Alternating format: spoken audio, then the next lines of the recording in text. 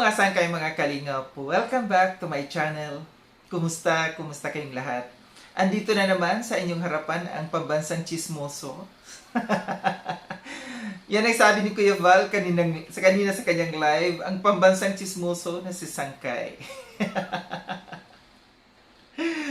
So for today's video, gagawa ko ng reaction video. Magbibigay ako ng kuro-kuro, opinion, points of view. Ito'y patungkol dito sa aking nakita no, na post ni Nanay Hansel no, sa kanyang Facebook account. Marami na ang gumawa no, ng reaction dito. And unang-una natin nakita ito dun sa live ni Berador. Sabi niya dito, shoutout po sa gumagamit ng pangalan ko sa YouTube. Pero bago ang lahat, no, shoutout muna kay Kuya Val, kay Ate Edna, kay Kalinga Prab, kay Tita Mina Aramilyon, Tita Kong Fayots, Kamanetere ng San Diego, California, at sa inyong lahat na patuloy na sumusuporta at nagmamahal kay Sangkay, mega love shoutout. So dako tayo dito sa ating pag-uusapan, no? Ulitin ko, ako'y magbibigay ng points of view, kuro-kuro, opinion, patungkol dito sa post na nakita natin. Marami nang gumawa ng reaction dito. Andiyan na si Nabopil, no? Gaya ng sabi ko, una nating nakita ito sa live ni Berador. Hindi ko alam kung saan nakita ito ni Berador.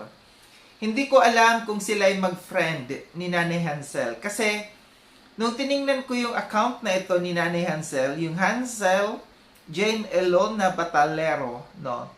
Nakalak yung kanyang Facebook account. So, ibig sabihin, pagka nakalak, no, hindi natin makikita ang kanyang mga post. Ang makakakita lamang ng kanyang mga post dito ay yung mga friends niya sa kanyang Facebook. Hindi ko alam kung ito'y may nagpasa kay Berador or si Berador sila'y mag-friend ni Nanay Hansel.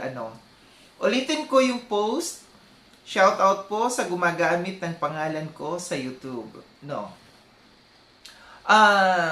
Para sa akin, base sa aking pananaw, sa aking kuro-kuro dito, no, siguro yung pinapatamaan dito ni Nanay Hansel, di ko alam kung yung sinasabi niya dito, yung nagko-comment, no, sa YouTube na kanyang pangalan. Siguro ito yung kanyang sinasabi dito, no, na may gumagamit sa kanyang pangalan, no, sa YouTube. Kasi nababati ko si Nanay Hansel dahil nga sa mga comments, no, ng account na Hansel Batalero, no, na kumukunti na kung saan-saan nagko-comment, lalo na nandoon lagi nakatambay sa mga anti-kalingap, no, na binabanatan ang kalingap.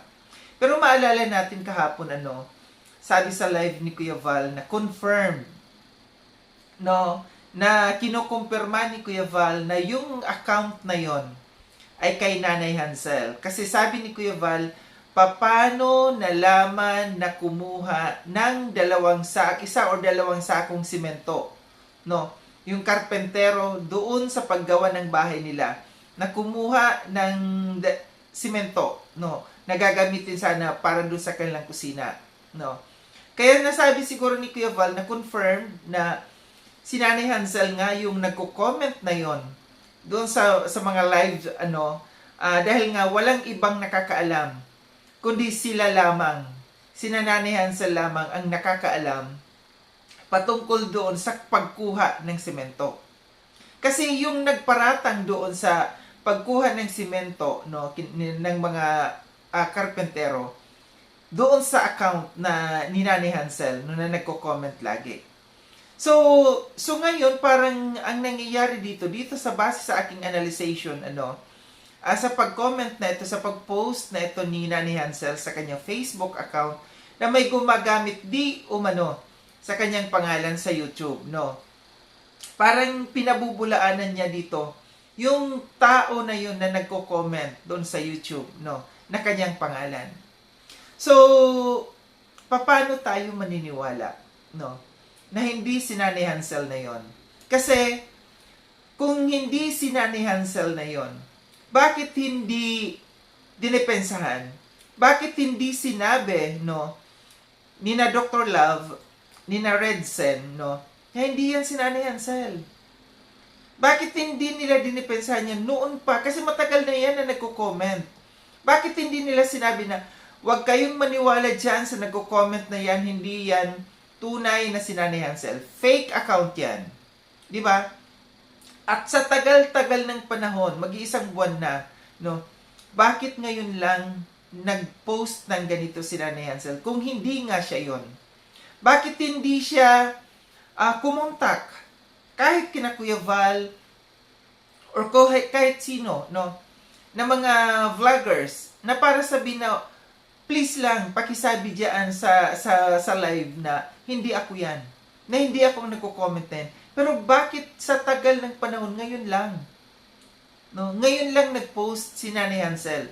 At isa pa, ang ipinagtataka ko, pagka yung Facebook account mo, mayroon kang gustong ipaalam sa lahat ng tao, no, hindi mo dapat ilalock yung account mo para mabasa ng kahit na hindi mo lang friends, no, na para mabasa in public.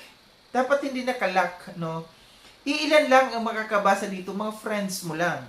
Kaya sa akin, no, medyo mahirap paniwalaan na hindi si Nanay Hansel yung mga nagko-comments na yun doon sa doon sa YouTube, no.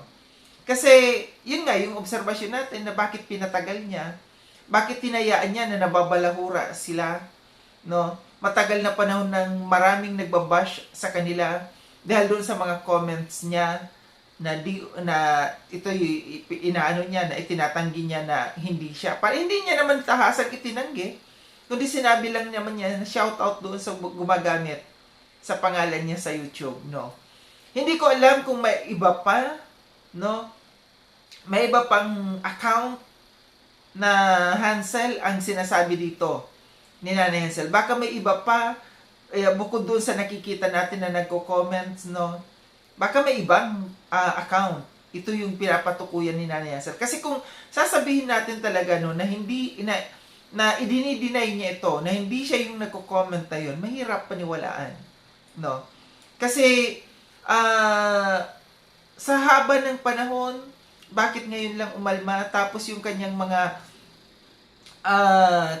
sinasabi doon, tugma sa mga pangyayari, no. And base din doon sa sinabi ni Kuya Val na confirm, si Kuya Val mismo ang nagkumpirma, no, na siya yun. Di ko alam ko na marami talaga marami ang mga hindi maniniwala patungkol dito. And ako medyo nasa 80 or 90% akong hindi naniniwala dito. Kasi nga, base doon sa ating obserbasyon. Dahil nga ba, meron nagiging magulo na. Kasi ito yung lagi nating sinasabi, no, na dapat tumigil. Na dapat hindi nagko-comments, no, si Nanay Hansel, yung account na yon na kontra sa Kalingap. Ang dami kasi, no, ang daming isa pa nakakapagtaka kasi sa tuwing live ni na Dr. Love, nandoon nagko-comment, no, ina-acknowledge na siya yon. Doon sa mga live ng mga strikers, nandoon nagko-comment din, ina-acknowledge din siya, no. Kaya mahirap paniwalaan, sabihin na hindi siya yan. Kung ano man ang dahilan, no, siguro mayroong dahilan kung bakit ginawa ito, bakit pinost ito ni Nanay Hansel, no. Yung ganito na shoutout po sa gumagamit ng pangalan ko sa YouTube, no. Meron siyang dahilan dito. Kung ano man ang dahilan na yun, hindi natin alam, no. Hindi natin alam. Pero isa lang ang naisip natin, na sa post na ito, gusto niyang i-deny na yung mga nagko-comments na yun na sa pangalan niya dun sa YouTube ay hindi siya. Ito lang yung nakikita natin. So ito lang aking reaction dito, no, mga sangkay, mga kalingap, na mahirap paniwalaan. Hindi basta-basta tayo maniniwala na hindi siya yon. Yung nagkakalat diyan na nagko-comments kung saan-saan mga live, kung saan-saan mga post, no, reactions ng mga reactors na nagko-comment siya. Parang ang hirap paniwalaan na hindi siya yon. Muli maraming salamat mga sangkay sa panonood. Sa mga hindi pa nakapag-subscribe kay Sangkailon, subscribe nyo na po ako. Click yung notification bell para updated kayo sa lahat ng mga videos na aking gagawin. Like and share itong video na ito mga sangkay. Kita-kits tayo ulit sa susunod na video na aking gagawin. Ingat kayo sa andako ng mundo man kinaroroon. Paalam na mga sangkay mga kalingap, paalam.